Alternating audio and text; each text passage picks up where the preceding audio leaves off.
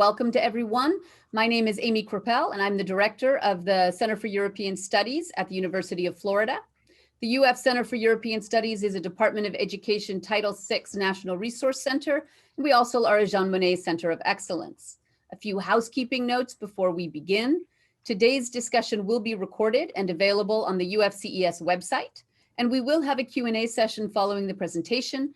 Participants can submit questions through the Q&A button at the bottom of your screens, and we ask that you do use the Q&A button rather than the chat window. I want to thank everyone for joining us today to discuss re-imaging resilient food landscapes, perspectives from European planning history. This talk is supported by the Department of Education Title VI National Resource Center grant and is part of the UF European Studies Because series, which explores non-traditional approaches to the study of Europe. For details on previous and upcoming talks in this series, please visit ces.ufl.edu. Our speakers today are Carla Brisotto and Fabiano Lemes de Oliveira. Dr. Brisotto is a postdoctoral associate at the Florida Institute for Built Environment Resilience at UF. She holds an architectural degree from the University IUAV of Venice and a PhD in design planning and construction from UF with a dissertation focused on agrarian urbanism and an analysis of its design process. Dr. Lemes is an associate professor at the Dipartimento di Architettura e Studi Urbani Politecnico di Milano, and his research lies at the intersection of urban and landscape planning with a focus on how ideas for green space systems have been considered in planning through both contemporary and historic perspectives. The talk today is moderated by Dr. Vandana Baweja, who is an associate professor in the School of Architecture and Sustainability program at UF. Dr. Baweja's areas of research are global histories of tropical architecture, histories of sustainable architecture, and their representation in film and photography. After the talk today, you will all automatically be taken to an event survey, and we hope that you will complete this survey to assist us in future planning. And with that, I will hand the discussion over to Dr. Baweja, who will hand it over to our speakers. Thank you so much, Carla, for inviting me to be a moderator. And I am delighted to be here. So I would request Carla to start the presentation, please. Thank you, everyone, for inviting us today. And thank you for the wonderful introduction to Dr. Krappel just gave us. So today we are here along with my colleague Fabiano from Milan to talk about a project we are conducting and which outcome will be an edited book with Springer. This is a book about cases, global cases, and most of them coming from Europe. I will talk about that a little bit later on. Today's presentation is going to be divided in 4 parts. The first part will, provide the framework of our project, and then Dr. Lemes is going to focus more on his own research, that it is part of the overall one. I will then do the same with my own research, and finally we'll come back together to go over some conclusion. This project really wants to look at the problem of food, food security, everything that is associated with the agricultural issues of contemporary world, soil erosion, water scarcity, intensive land use, the clash between urban land use and agricultural land use, with having these 2 questions in mind. On one side, how views of the urban and rural domains of human interaction with the environment are conceptualized and applied in significant case planning of the 20th century, and what kind of lesson we can learn from that perspective for our current situation. We are looking at planning history mainly because in that particular frame of time, policy making and the design of space were, conducted in parallel. And we believe that that approach has still something to say. We have three main objectives. Our research has three main objectives. One, it's providing an overview of cases that have been designed by planners and designers or thinkers. The second, exactly because we want to see how that was, conducted inside our discipline. The second is more understanding the transformation of the space between urban, peri-urban, the places in between, and the edge. And so, to understand this clash, between urban or urban agricultural. And finally, also providing new interpretation to plans that are well known, but usually, described from a more holistic perspective. We are therefore providing this new interpretation, looking at the food, at the productive landscape component of each plans. Which sustain the argument that there has to be a place for planning this part of the city or the countryside. The project is has two main focuses, as you will see later. One is more about the urban and rural dichotomies, and the second is cultivating the city. First of all, I would like to thank you again very much for the invitation, Professor Amy Kreppel, Professor Vandana, Baweja. It's a pleasure for me to be part of this event.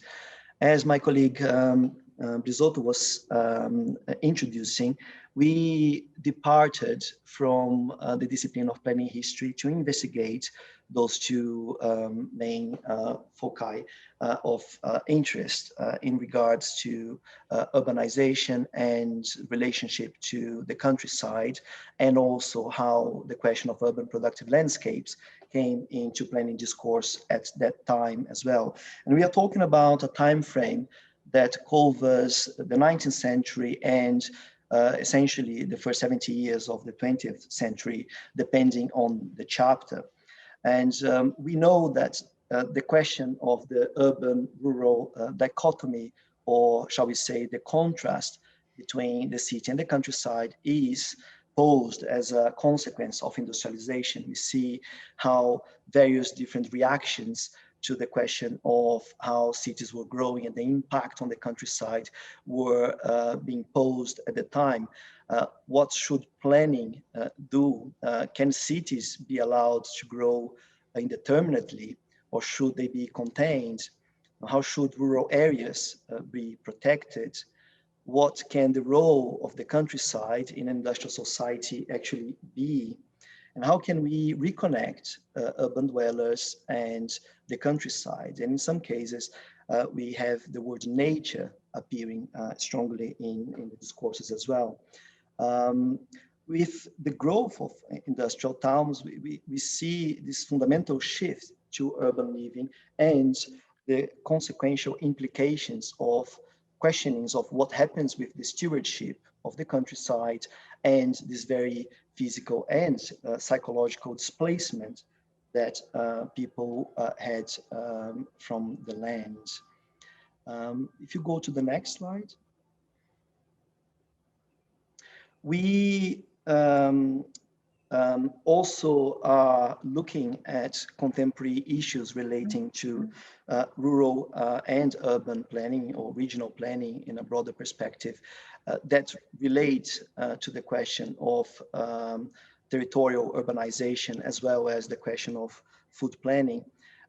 We could see, of course, with the post-war period, the process of dissolution of these two main domains, the urban and the rural, that we identified in the previous phase of planning thought. We see that much of the research on that area looked into the dissolution of the dominance of single centrality towards much more polycentric networks or urban regions. And also the weakening of the single centrality to hold the predominance of urbanity in itself. We see that urbanity became a much fuzzier concept than it was before.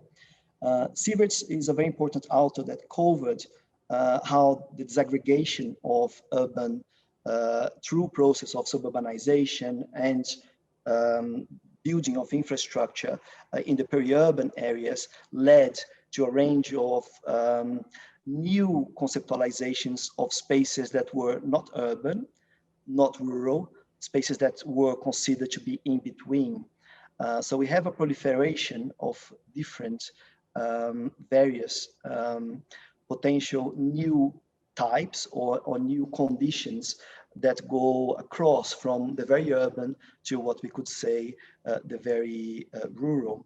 And much attention has also been given to the question of the peri-urban space. Now that's a new domain of territorial planning that is between the consolidated city and the stable countryside that was the case before industrialization. So it becomes a territorial, it becomes a territory of potential experimentation and creativity in the minds of various authors and practitioners that try to look at the question of what do we do with the edge? How do we use the peri-urban areas to reinvent the relationship between the city and the countryside? And in this process, more recently, we have authors such as Balducci from our department calling this new urban condition the post-metropolitan territory. So a new condition altogether that goes beyond the former relationships between the city and the countryside or the metropolis and its hinterland. And we see how the very process of the loss of meaning of the countryside is associated in many cases with the decline in its agricultural function. And we can't talk about the countryside today in a monolithic way, but we have to acknowledge the plurality of the different functions and the different conceptualizations of space that we have within what was formerly called the countryside. Next. We also looked at the question of food planning in Europe. And you may be aware that the European Union announced very recently the European Green Deal, aiming to be carbon neutral by 2050 and reduce greenhouse gas emissions in 55% by 2030. And it has associated strategies to achieve these goals. One of them is the biodiversity strategy, which aims to protect about 30% of land, 30% of seas, restore forests, soils, and wetlands, and plant in the region of 3 billion trees. The other strategy that I have highlighted here is Farm to Fork, which essentially looks at the question of making the food systems more sustainable, and also the question of food security. Agriculture itself is responsible for about 10% of greenhouse gas emissions in the European Union, but we know that food systems worldwide, they account for much more than that in terms of greenhouse gas emissions, in the region of a third. And with the increased needs to tackle the potential effects of climate change, this involves afforestation, reforestation. What we are seeing also is that there is a need, identified need to transform agricultural land into forestry. So there is a prediction that agricultural land is under pressure for transformation into forestry, but also to human settlement. For example, the UK, there is a recent report showing that the UK is likely to need to lose in the region of a quarter of its agricultural land in the next decades up to 2050, if it is to meet the demands, or shall we say, the requirements of the Paris Agreement. Next.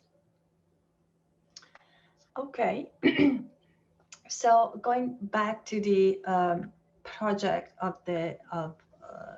the book, you will see on the right side of the screen, the tentative table of contents. This is still an ongoing project, so of course there will be some shifting, but you will see a representation of many cases around the world. I have highlighted in red all the cases regarding Europe, and I put them on the map. I hope you see the whole picture, but you will see that it goes across Europe with, Portugal, Italy, Germany, the Netherlands, and we have also thinkers in France and the Switzerland. There is a combination of cases in terms of having theories that then they were somehow applied. And also, like in the case, just to say one example, in the case of Giovanni Astengo, and or theory that were more, concepts and more like an invitation to reflect, like in the case of Friedman or Widmer. We are, already reviewing a lot of our cases, and what are the themes that comes across. The majority of them are what we identified for now, these 5 here.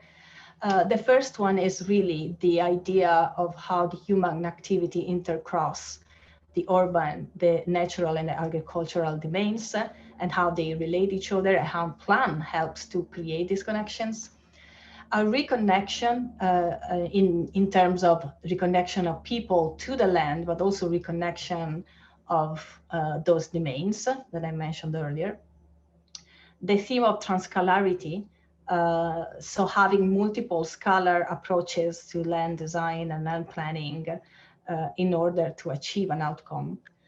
And of course, the sustainability of this food system and the idea of resilience in terms of food security.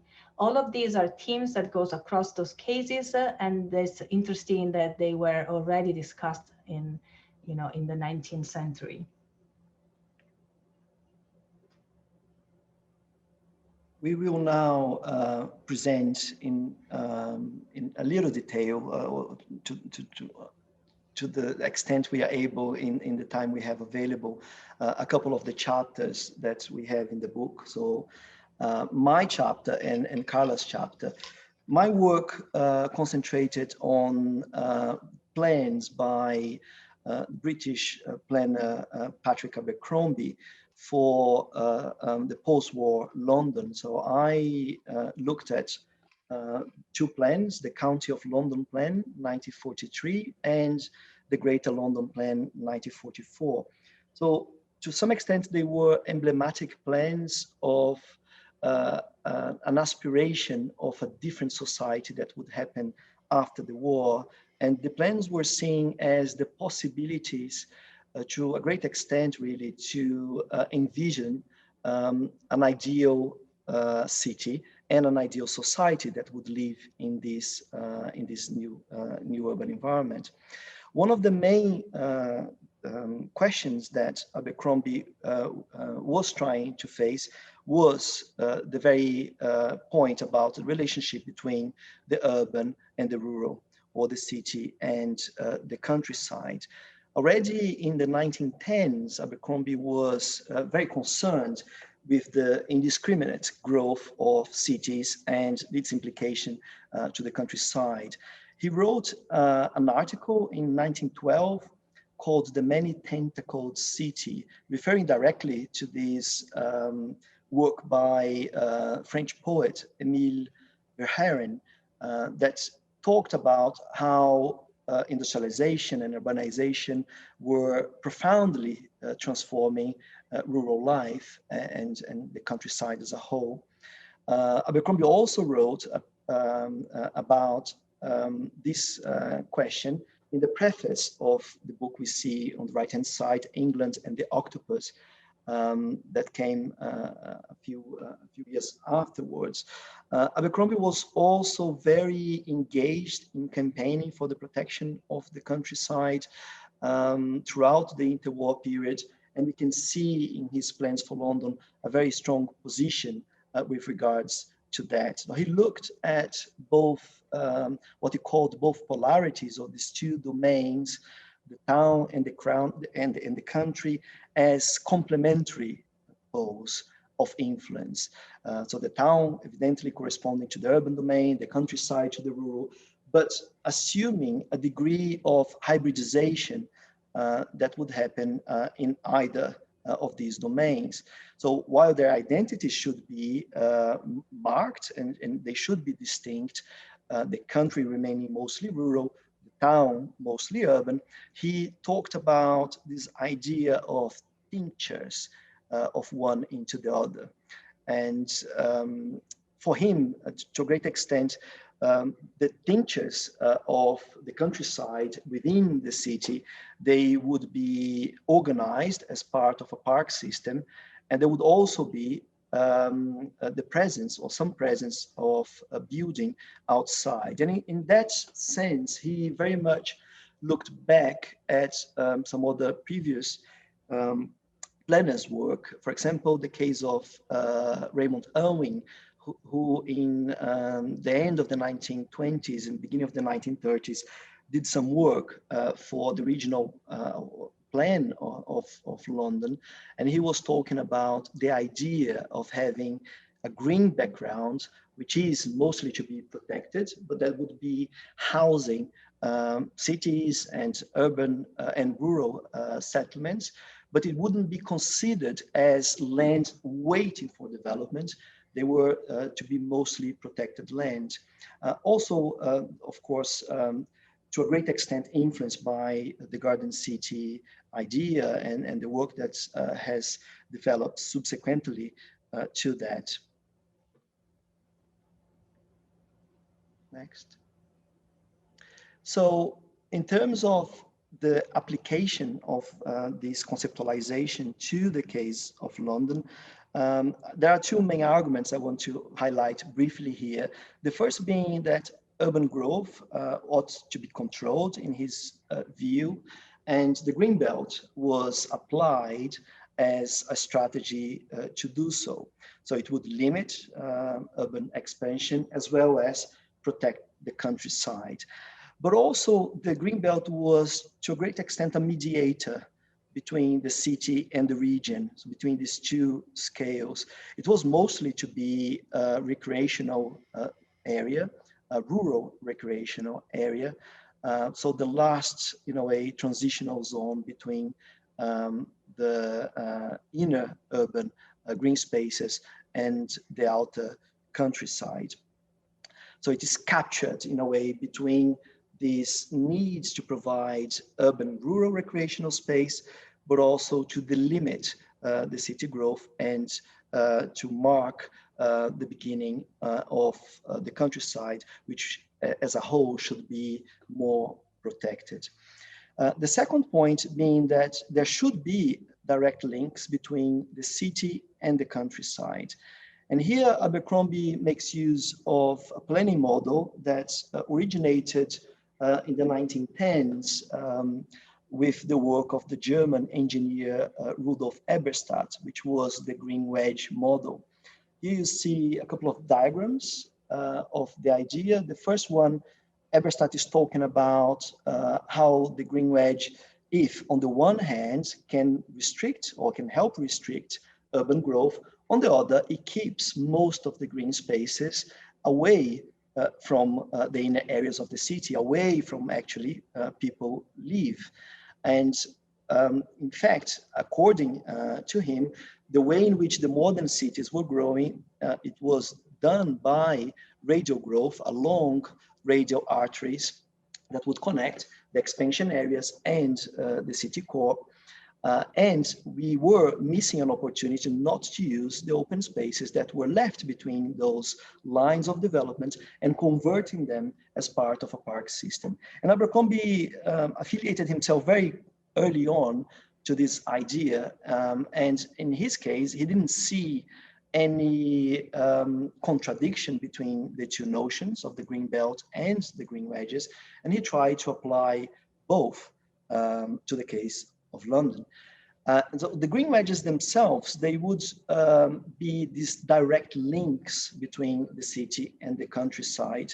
So given their radial dispositions, they would also be elements of hybridism, providing opportunities for a certain gradation and transition between the urban and the rural, the formal and the informal, the artificial and the natural in Abercrombie's views. He uses nature and countryside almost interchangeably in his work, and this can give room for a long conversation and discussion. But it's interesting to note that in a way, nature is seen here as the countryside. Next. In both plans, we see a very clear intent to connect the city outwards through a multi-scalar network of open spaces, at the time called park system, much influenced, of course, by the American experience in park system planning. And here, for instance, in the County of London plan, it clearly specifies that Londoners would be able to walk out into the country through a pleasant series of green spaces, from the very private scale of the garden to a park, to a parkway, the parkway to the green wedge, from the green wedge all the way to the green belt. And he tried to apply the understanding of green wedges through the work of George Pepler. Here we see a diagram in which Pepler, who worked at the Ministry of Health in those years, put together to articulate the different trends in planning, in green space planning in those years. The concentric model of the green belts and parkways, with the radial model more aligned with the typology of the green wedges. And we see that in the case of London, although the backbone of the plan was to be based on green wedges, we also have a series of concentric elements linking them up as well.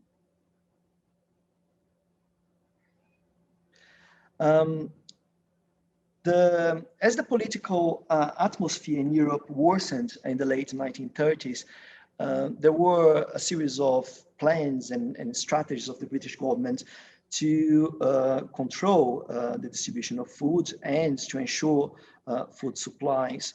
And just a few months before food rationing was introduced, there was a campaign called Dig for Victory that encouraged people to grow vegetables in their gardens and allotments. Here we see how Hyde Park itself was used as a place to grow food in those years. And the campaign was very significant and helped almost double the number of allotments, up to 1.7 million by 1943 from just over 900,000, but also to enlarge the number of cultivated private gardens from about 3 to 5 million productive gardens. And Abercrombie's plans, they come in this context. And although he comes really from a background of civic design, whereby open spaces are mostly considered as parklands from the perspective of really landscape design, food production is included here. And we see that the concept of spacious planning that was very popular in those years, especially in the UK context, thinking about how to enhance or to maximize the presence of greenery, sunlight, fresh air into the cities, resolve conflicting land, just juxtaposition of conflicting land uses, etc., would also allow for the transformation of these open spaces into productive landscapes in case there was a need, in case there was, for example, another war or any other event that would require such transformation. So in a way, we see here an early resilient approach to the question of food security and food production. Next. To conclude this part, to us, revisiting Abercrombie's work allowed us to make a broader reflection upon the need to consider planning across the different domains of human activity and the complementarity of these domains. Abercrombie's claims for the differentiation of town and country does resonate with today's concerns over suburbanization processes and infrastructural planning leading to very fragmented landscapes or the indeterminacy of the urban-rural border, and also put into check the urbanity of peri-urban developments and the very rurality of the countryside. Another important aspect of the work was the fact that planning the ground for him was very important as planning the built-up. So the question of the roles of both intra-urban open spaces as well as the peri-urban land appear very strongly. It was too clear that he saw the needs of people to access nature, so he called nature countryside, both within and outside the cities as a task for planning. So nature outside the city would be countryside, inside the city it would be part of the park system plan. We also see the question of the locality of food production, showing this early resilient approach I mentioned previously. So the attempt to articulate urban and rural planning aligns with today's concerns of the global spread of food production, distribution chains, and the consequent increase disconnection between people and food. So recovering Abercrombie's work invites us to reflect upon the various domains of human transformation of the planet and our relationship with the land, not from a dichotomistic opposition and very categorical binary position of these domains, but from an understanding of the needs to intensify our research on the various conceptualizations of the domains between the urban, peri-urban, and rural landscapes, looking at dependencies, intensifications, as well as the consequence for both people and the environment. Even more so today that we are seeing a potential tendency for dispersal given the fear of COVID-19 in urban areas, and the consequences of that to the hinterland are yet to be seen. Over to you. Yeah, thank you, Fabiano. My research included in this project is focusing on Yona Friedman, who was a French-Hungarian architect. He was born in 1923 in Hungary from a Jewish family, and because of that, he was studying an alternate path of education as he was not allowed to attend, the traditional schools. That, though, was in his own word, was an opportunity for him, because he was exposed to the Bauhaus education that would have been otherwise, and that it kind of framed his approach to design. He moved then in Israel, where he worked as a construction worker and completed his education, but then he decided to moved to Paris, where he actually settled down and lived until he passed away last year in 2020. He moved because he couldn't he couldn't participate in the construction of that country the way he wanted it. And then in France, he participated in the creation of a group with other architects that gathered around the idea of mobile architecture. I put here just a few examples of his works. His career was very prolific in terms of writing books, articles, designing concept about the city, but all of them were really a tentative of re-establishing an equilibrium between the city and the countryside, and more specifically, looking at that in terms of somehow individual freedom in participating to the spatial design. That is really, in parallel and in accordance to the French culture of the time. Henri Lefebvre, just to name one, that was all about, designing space, so the society designing space, although Lefebvre was actually critical with the approaches of Friedman. And he did that really by imagining a city that was open-ended, I would like to say. Open-ended in terms of having the basic infrastructure, but then being completed by the inhabitants. The work of Friedman is usually looked at as, this somehow socialist approach to design, but it's missing a little bit about the fact that he's always included also the agricultural component in his ideas. So this principle here, principle number 3, it's part of a manifesto that he wrote down with that GEAM group of architects I mentioned in 1959. Those were 10 principles about the city and how it should have been. And number 3 was all about considering agriculture inside the city, and the fact that what he calls the urban farmer, he is a social necessity. So my work is really focusing on this particular element of his works. In defining the fact that agriculture, throughout his work, he's actually treated as part of the built environment. So you will see here one of his typical, the diagrams about what architecture mobile is, or the build spatial, as he call it.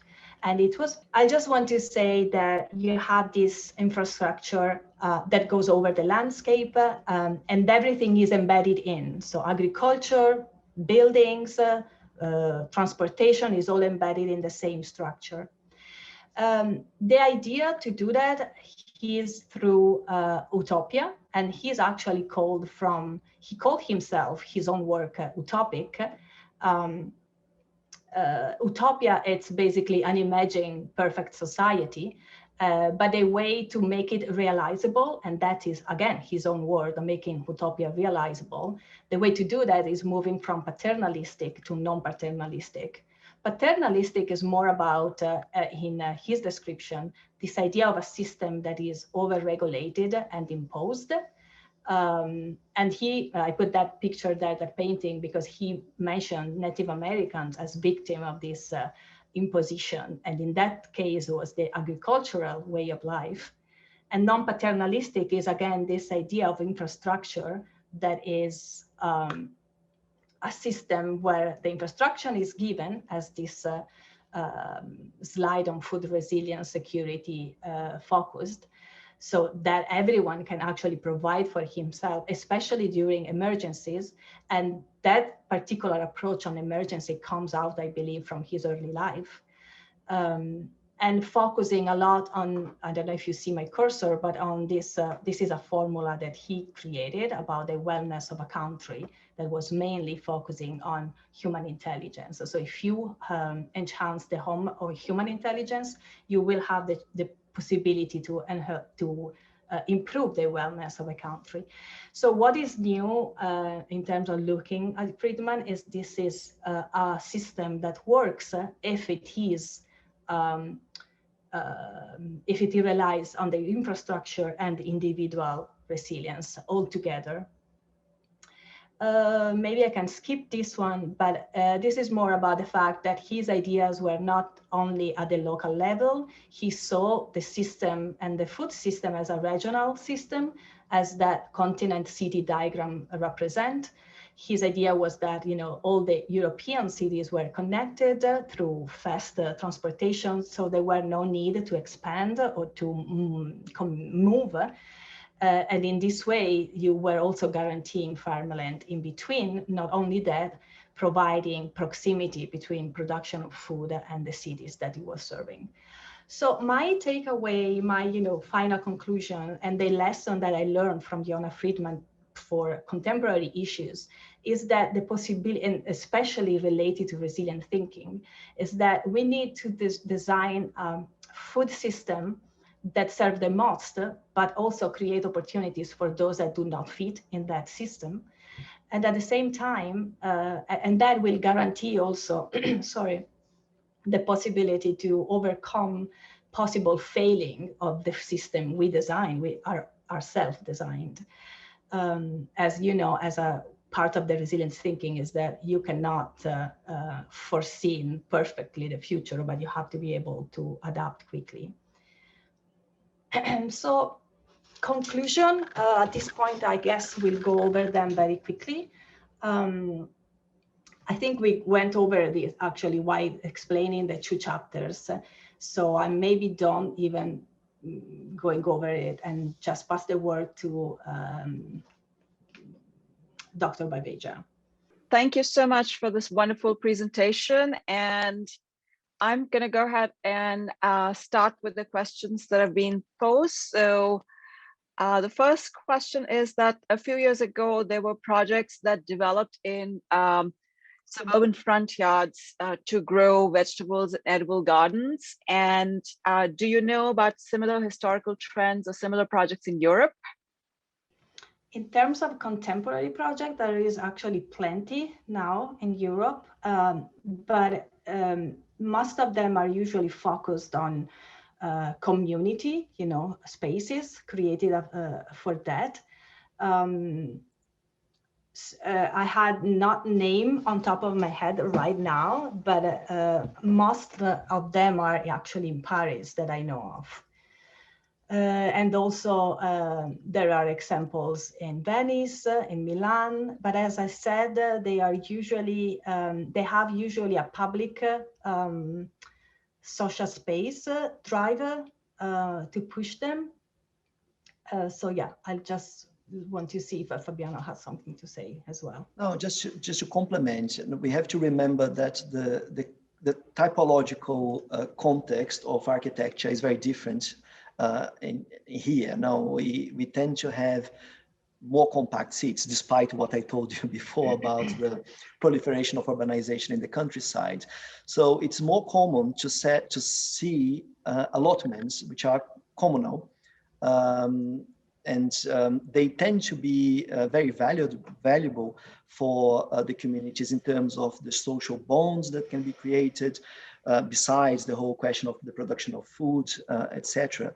And as Carla was saying, there are various examples across Europe of how allotment gardens are important strategies within local plans also to enhance sustainability in cities, to promote local sources of food consumption, as well as to help with the health and well-being of citizens.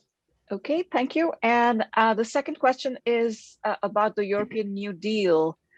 Were you able to examine issues of how urban agriculture impacts greenhouse gas emissions? And in your book, any of the projects that you researched, did they consider sort of the carbon footprint of urban agriculture?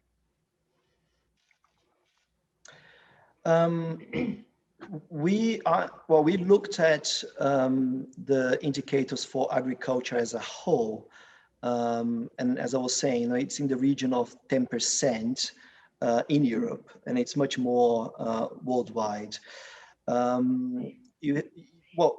Also bear in mind that the land in cities where urban agriculture actually occurs is not that much, and in fact, if anything, it would potentially be reducing to a tiny or to a small extent at least emissions compared to other uses. So, but not specifically. I couldn't find any data specifically to that. Yeah, if I can, build upon that. Our cases, of course, come from the 19th century. So at that time, probably that issue was not evident. But what I can say is that, for example, in my chapter, what he was actually calling for was a simple technology. So going for the simple possible tools and techniques to achieve a more resilient and sustainable food system. Of course, he didn't know about new technologies like we are now. But that is an issue that has to be, of course, to be addressed as if we want to have urban agriculture inside the city, and if we don't want to, increase carbon footprint rather than decreasing it. What do you think about the concept of green wedges in urban planning? And do you think they are wildlife corridors that help connect populations of plants and animals? So the question here is that, is the connectivity of green spaces factored into planning by urban designers, and to what extent is conservation of local biodiversity integrated into these green space designs? That's an excellent question. Thank you very much for the question, Richard Tate. And in fact, it gives me the opportunity to show you my book, which is called Green Wedge Urbanism. So if you are interested in the concept, this might be an interesting read, I hope. So in essence, the concept appears very much trying to address the need that was identified in the beginning of the 20th century to bring nature close to people. Today, we talk about ecosystem services. Now we talk about bringing the ecosystem services close to where we are. So in those days, they were talking about nature in a broader sense. And this was a model that, according to the first originators of the idea, were responding very well to the question of how cities were naturally growing. So instead of growing concentrically, they were growing radially, and we should take that star-shaped configuration of the city in our favor to bring those wedges in. In the development of green wedge planning across time, it got, as you were saying, very much associated with ecological benefits quite early on already. So even in the 1910s, we see many applications of the idea and discourses about the importance of aligning them, for example, with river courses, other kinds of rivers and water courses, also in the sense of promoting, they wouldn't call it biodiversity, but to enhance the presence of wildlife in those areas as well. In various contemporary case studies, we see how ecological corridors are part of the thinking behind the development of green wedges today. And I can mention, for example, the case of Stockholm, or the case of Hamburg and Copenhagen, which are very interesting, and they cover the various different scales of green wedge planning. So more and more, we are seeing an articulation between environmental planning and town planning per se, with an increase in the perception that ecosystem services can help us in many different ways. And I say us, the planet, not only human living, but other forms of life as well. Yeah, one thing that I wanted to add is that many of the perspective we have in our book comes from the 70s, and in all of them, the invitation is, the call for an agriculture in the city is more from the social aspect of it. It's more about the societal, well-being, the independence of the individual, and so on. And I think that it's one of the limitations in just, reapplying those concepts is the fact that they are still very anthropocentric, while in truth, urban agriculture is really an opportunity to solve the social, necessity of food security, but also the ecological aspect of biodiversity, as you mentioned. I have a question. Okay, so there are a few questions that I missed while I was checking chat. So we have a question from Margarita, and is this urban agriculture model limited to Europe? I'm not sure what for model you mean, but no, we had examples in the United States, of course, with the the community gardens and policies going from the 20s until the 70s, actually the 80s, that were working very similarly to the Victory Gardens in England. If I have to mention something in the past time. And contemporary, there are a lot of calls for a more sustainable urban agriculture, intervention in the city. We have, for example, all the movement of the field to from the field to the table. So it's not from the field to the fork like in Europe, but it's very similar, and it's actually following the same model. And of course, we have a lot also of green infrastructure, greenhouses, infrastructure for indoor urban agriculture.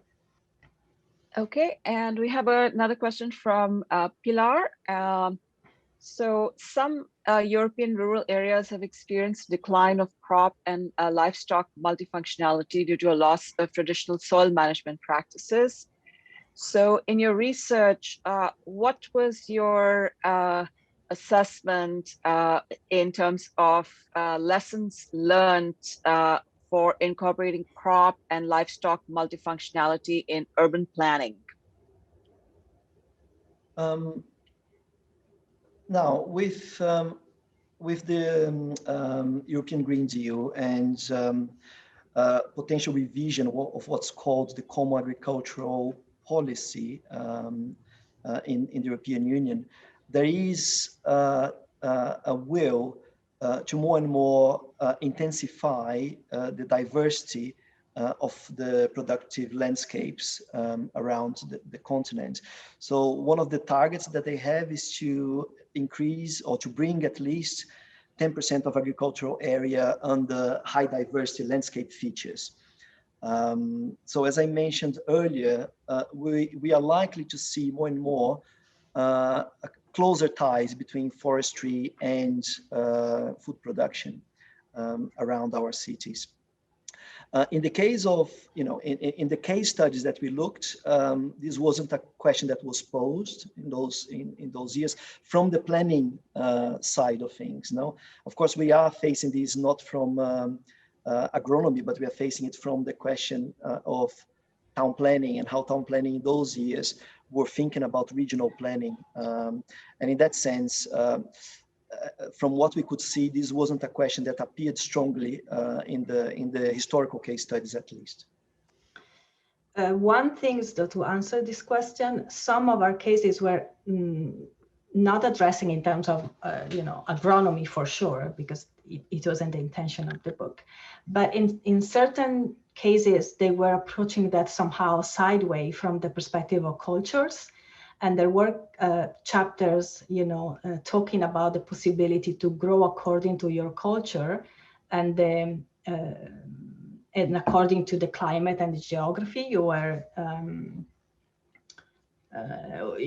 living, and that somehow brings to a more, crop diversity and the possibility to respect, seasonality and therefore less. Monocultural, basically, agrarian. So that I feel like this project of ours is going to somehow answer that from the perspective of the local condition, the respect of the local condition and the cultural condition as well. Okay, and we are at the end of our time. Thank you so much for this wonderful event, and I look forward to reading your book when it's out. Thank you so much for inviting me, Amy. Thank you to everyone, to our panelists and to Van, and of course to our attendees who asked some really interesting questions. I enjoyed it as well, and I also look forward to the book. Everyone have a lovely, is everybody actually in the US this time? Because often I have to tell people to have a good evening, a good afternoon, and a good morning if I have West Coast, East Coast, and Europe. Right. So a good evening works for me. It's 7 o'clock here in the okay, all right. Allora, buonasera.